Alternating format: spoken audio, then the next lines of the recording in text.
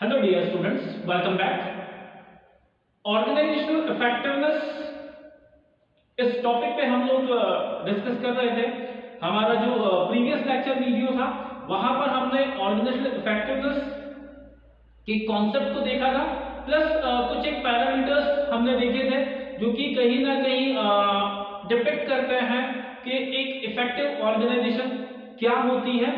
साथ ही हमने कुछ कैरेक्टरिस्टिक्स और फीचर्स के ऊपर भी बात की थी जो कि ऑर्गेनाइजेशन इफेक्टिवनेस के कॉन्सेप्ट के साथ रिलेट करते हैं। आज की इस लेक्चर वीडियो में हम बात करेंगे अबाउट द फ्रेमवर्क या model of organisational effectiveness. Organisational effectiveness जो कि हमारा टॉपिक है, जो कि हमारा सब्जेक्ट है, अगर हम ऑर्गेनाइजेशनल इफेक्टिवनेस की बात करते हैं, there are not many factors जो कि कहीं ना कहीं इनपुट की तरह काम करते हैं ऑर्गेनाइजेशनल इफेक्टिवनेस के लिए। अगर मैं ऑर्गेनाइजेशन की इफेक्टिवनेस की बात करूं तो ऑर्गेनाइजेशन की इफेक्टिवनेस डिपेंड करती है इंडिविजुअल की इफेक्टिवनेस के ऊपर। ऑर्गेनाइजेशन इफेक्टिवनेस डिपेंड करेगी ग्रुप्स की इफेक्टिवनेस के ऊपर, और ऑर्गेनाइजेशनल इफेक्टिवनेस जो है वो डिपेंड करेगी ओवरऑल ऑर्गेनाइजेशन का जो भी परफॉर्मेंस है, ऑर्गेनाइजेशन की जो वर्किंग है उसके ऊपर। तो अगर वैसे मैं देखूं तो यहाँ पर एट 3 डिफरेंट लेवल्स हमने यहाँ पर प्रोसेसेस को मेंशन किया हुआ है। पहला है इंडिविजुअल प्रोसेसेस जो कि इंडिविजुअल की इफेक्टिवनेस को बताता है। तो इंडिविजुअल की जो इफेक्टिवनेस है वो डिपेंड कर रही है किसके ऊपर? इंडिविजुअल प्रोसेसेस के ऊपर। और ये जो फिर इफेक्टिवनेस है वो ओवरऑल ऑर्गेनाइजेशनल इफेक्टिवनेस में कंट्रीब्यूट करेगी। सिमिलरली ग्रुप लेवल पे एज ग्रुप या एज मेंबर ऑफ ग्रुप हमारा जो भी परफॉर्मेंस है या जो हमारी इफेक्टिवनेस है वो कहीं ना कहीं रिलाई करती है ग्रुप प्रोसेसेस के ऊपर। तो जो भी ग्रुप डायनामिक्स है, ग्रुप एक्टिविटीज या ग्रुप प्रोसेसेस होती हैं उनके ऊपर रिलाई करेगी हमारी ऑर्गेनाइजेशनल इफेक्टिवनेस। और लास्ट जो होता है वो है आपकी ओवरऑल ऑर्गेनाइजेशन की प्रोसेसेस। तो जितने भी प्रोसेसेस अलग अलग ऑर्गेनाइजेशन के अंदर परफॉर्म की जाती है वो सब कंट्रीब्यूट करेगी आपकी ऑर्गेनाइजेशन की इफेक्टिवनेस को। तो ऑर्गेनाइजेशनल इफेक्टिवनेस जो है वो 3 चीजों के ऊपर डिपेंड कर रही है: इंडिविजुअल की इफेक्टिवनेस, ग्रुप की इफेक्टिवनेस और ऑर्गेनाइजेशन के एक्टिविटीज। अब अगर मैं इंडिविजुअल की प्रोसेसेस की बात करूं या इंडिविजुअल इफेक्टिवनेस की बात करूं, as human being, as individual हम कहां कितने इफेक्टिव होते हैं वो to a larger extent depend करता है किस चीज के ऊपर? हमारा जो स्किल सेट है, हमारी जो एबिलिटीज है उनके ऊपर। If we are capable enough तो हम आसानी से कोई काम कर सकते हैं। तो हमारे जो भी गोल्स हैं या इंडिविजुअल एज इंडिविजुअल अगर मैं बात करता हूं, अगर ऑर्गेनाइजेशन मुझे कुछ असाइनमेंट्स देती है, कोई ऑर्गेनाइजेशन मुझे कुछ टास्क देती है, मैं उस टास्क को कब इफेक्टिवली कंप्लीट कर पाऊंगा? जब मेरे पास एक स्किल सेट होगा, जब मुझे उस चीज का प्रॉपर नॉलेज होगा, तो मेरा जो इंटेलिजेंस है, मेरा जो स्किल है, मेरा जो कॉम्पिटेंस है वो मुझे हेल्प करेगा उस टास्क को कंप्लीट करने में। तो अगर मैं इंडिविजुअल की बात करूं तो individual processes which includes ability, skill, personality, knowledge, attitude, perception, इस तरह की बहुत सारी साइकोलॉजिकल प्रोसेसेस होंगी जो कि या तो पर्सन अपने अंदर कहीं एक्सपीरियंस करता है या अपने आसपास जो उसका एनवायरनमेंट है जब उसके साथ इंटरेक्ट करता है तो वहां पर वो चीज कहीं ना कहीं उसको रियलाइज होती है। तो इंडिविजुअल की एबिलिटीज, उसका नॉलेज, उसका स्किल्स, अगर मैं इसकी बात करता हूं KSA, नॉलेज, स्किल और attitude, these are 3 you can say main pillars या कंट्रीब्यूटर्स, या इनको मैं ये भी कह सकता हूं ये डिटरमिनेंट्स हैं किसके? इंडिविजुअल के इफेक्टिवनेस के लेवल के। तो इंडिविजुअल इफेक्टिव कब होगा? जब उसके पास राइट फ्रेम ऑफ माइंड उसका होगा, दैट मींस उसका एटीट्यूड अगर पॉजिटिव होगा, अगर उसके अंदर नॉलेज होगा, एट द सेम टाइम उस नॉलेज को वो बैक कर पाएगा विद हिज और हर स्किल सेट। तो इंडिविजुअल की इफेक्टिवनेस डिपेंड कर रही है उसके पर्सनल जो एट्रीब्यूट्स हैं, पर्सनल जो कैरेक्टरिस्टिक्स हैं उनके साथ। फिर ग्रुप प्रोसेसेस की अगर मैं बात करता हूं, ग्रुप लेवल पे हम इफेक्टिव हैं नहीं इफेक्टिव है वो डिपेंड करता है हमारा जो हमारा वर्क ग्रुप है, हमारा हमारे वर्क ग्रुप के साथ कैसा एक बॉन्ड है, किस तरह की रिलेशनशिप हम शेयर करते हैं। ग्रुप प्रोसेसेस की अगर मैं बात करता हूँ, लीडरशिप, लीडर फॉलोअर जो एक रिलेशनशिप है, किस मैकेनिज्म पे लीडर काम करता है, टू व्हाट एक्सटेंट लीडर्स को फॉलोअर्स सपोर्ट करते हैं, उसकी बात को कितना फॉलो किया जाता है, ओबे किया जाता है, किस तरह से एक एग्जांपल सेट करता है लीडर अपनी पूरी टीम के लिए, अपने पूरे ग्रुप के लिए, उनके बीच में कम्युनिकेशन कैसा है, जो भी ग्रुप मेंबर्स हैं उनके रोल्स एंड रिस्पांसिबिलिटीज कितने क्लियरली डिफाइंड है।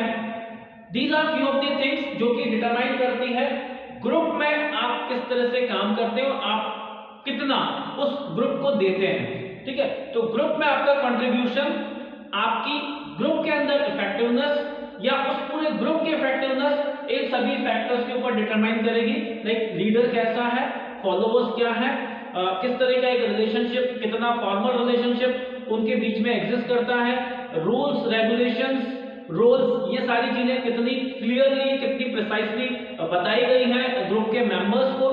ये सारी बातें उस ग्रुप के इफेक्टिव और इनइफेक्टिव होने में रिजल्ट करती हैं। ठीक है, और जब ग्रुप इफेक्टिव होंगे तो जैसे बोलते हैं ना कि वही बूंद बूंद से घड़ा भरता है, तो जब हर एक इंडिविजुअल अपने वर्क को इफेक्टिवली कंप्लीट करेगा तो ऑब्वियस सी बात है ग्रुप्स के भी जो भी टारगेट्स हैं वो अचीव हो पाएंगे। और जब आप अलग अलग ग्रुप्स, क्योंकि ऑर्गेनाइजेशन क्या है, ऑर्गेनाइजेशन अलग अलग ग्रुप्स का ही एक लाइक कंप्लीट या एक टोटल उसका एक पिक्चर है, ब्रॉडर पिक्चर। तो जब ग्रुप्स इफेक्टिव होंगे तो ऑर्गेनाइजेशन भी इफेक्टिव होगी। तो ग्रुप प्रोसेसेस वो डिपेक्ट करेंगे आपके ओवरऑल ऑर्गेनाइजेशन की इफेक्टिवनेस को। फिर अगर मैं बात करता हूँ ऑर्गेनाइजेशन लेवल पे बहुत सारी एक्टिविटीज होती हैं, बहुत सारी प्रोसेसेस होती हैं। अगर मैं बात करता हूँ ऑर्गेनाइजेशन का कल्चर कैसा है, ऑर्गेनाइजेशन में चेंज और डेवलपमेंट को लेके क्या इनिशिएटिव्स लिए जाते हैं, ऑर्गेनाइजेशन का स्ट्रक्चर कैसा है, हायरार्की क्या है। ठीक है, ये सारे जो ऑर्गेनाइजेशनल फिनोमिनाज है और प्रोसेसेस है, ये कहीं ना कहीं रिजल्ट करेगी कहां पर, ऑर्गेनाइजेशन कितनी इफेक्टिव है उस चीज के अंदर। साथ ही साथ जब मैं एनवायरमेंटल फैक्टर्स की बात करता हूं, ये तो सारी चीजें इंटरनल हो गई, ये आपकी इंटरनल वर्किंग को बताता है। लाइक आपके जो at the core of the organisation अगर मैं बात करता हूं, जो भी आपकी एम्प्लॉइज है, जो आपकी स्ट्रेंथ है ना, वो है आपके एम्प्लॉइज। तो आपके एम्प्लॉइज, आपके वर्कर्स, वो कितने प्रोडक्टिव हैं, वो कितने इफेक्टिव हैं, जब मैं उनको एकजुट करता हूं तो कलेक्टिवली वो कितना कंट्रीब्यूट कर पाते हैं, तो ग्रुप कितने इफेक्टिव है, एंड फाइनली ऑर्गेनाइजेशन कितनी इफेक्टिव है। इसके साथ साथ जिस कंटेक्स्ट में, जिस एनवायरनमेंट में, जिस सराउंडिंग्स के अंदर हम काम करते हैं, उन सराउंडिंग्स का भी एक कहीं ना कहीं इफेक्ट होता है हमारी ओवरऑल प्रोडक्टिविटी और इफेक्टिवनेस के ऊपर। तो हमारी इफेक्टिवनेस या ऑर्गेनाइजेशन की जो इफेक्टिवनेस है वो इंटरनल और एक्सटर्नल जो हमारा एनवायरनमेंट है उसके ऊपर भी बाय एंड लार्ज डिपेंड करती है। जो इंटरनल एनवायरनमेंट के फैक्टर्स हैं, लाइक जो भी आपका लाइक मैनेजमेंट जो है, मैनेजमेंट की फिलॉसफी क्या है, मैनेजमेंट के वैल्यू सिस्टम क्या है, कहीं ना कहीं वो इनको इफेक्ट करेगा या इन्फ्लुएंस करेगा। तो इंटरनल एनवायरनमेंट हमारा, ठीक है, प्लस जो रिसोर्सेज आपको प्रोवाइड किए जाते हैं, आपका इंफ्रास्ट्रक्चर कैसा है, आपका सारा जो सेटअप है वो किस तरह का है, वो भी कहीं ना कहीं इफेक्टिवनेस को बताएगा, दर्शाएगा। और साथ ही साथ अगर मैं एक्सटर्नल एनवायरनमेंट की बात करता हूँ, एक्सटर्नल इन्फ्लुएंसेस जो आपके ऊपर होते हैं, चाहे मैं कुछ सोशल फैक्टर्स की बात करता हूँ, कल्चरल फैक्टर्स की बात करूँ, ज्योग्राफिकल फैक्टर्स की बात करूँ, आपकी सराउंडिंग्स, दैट मींस आपकी ऑर्गेनाइजेशन के बाहर की जो भी सिचुएशंस हैं, वो सिचुएशंस भी आपकी इफेक्टिवनेस को अफेक्ट करेंगे। तो ओवरऑल ऑर्गेनाइजेशनल इफेक्टिवनेस किसके ऊपर डिपेंड कर रही है, इंडिविजुअल की इफेक्टिवनेस, ग्रुप्स की इफेक्टिवनेस, ऑर्गेनाइजेशन की प्रोसेसेस, इंटरनल एनवायरनमेंट और एक्सटर्नल एनवायरनमेंट। तो अगर आप अपनी ऑर्गेनाइजेशन को इफेक्टिव बनाना चाह रहे हैं, बनाना चाहते हैं, आप चाहते हैं कि हमारी ऑर्गेनाइजेशन ज्यादा प्रोडक्टिव हो, तो फॉर दैट कहीं ना कहीं आपको इन लेवल्स पे इफेक्टिवनेस को बढ़ाना होगा। इंडिविजुअल इफेक्टिवनेस, ग्रुप इफेक्टिवनेस, के थ्रू हम अचीव कर सकते हैं organisational effectiveness. So this is what एक इंटर रिलेशनशिप जो बताता है, ये जो मॉडल है या फ्रेमवर्क है, ये आपको ऑर्गेनाइजेशनल इफेक्टिवनेस और उसके जो डिटरमिनेंट्स हैं, उसके जो हम ऐसा कह सकते हैं कि जो इनपुट्स ऑर्गेनाइजेशनल इफेक्टिवनेस के लिए आपको मिलता है, कहाँ कौन सी चीज किस तरह से रिलेट करती है, उसका एक रिलेशनशिप ये फ्रेमवर्क आपको प्रोवाइड करता है।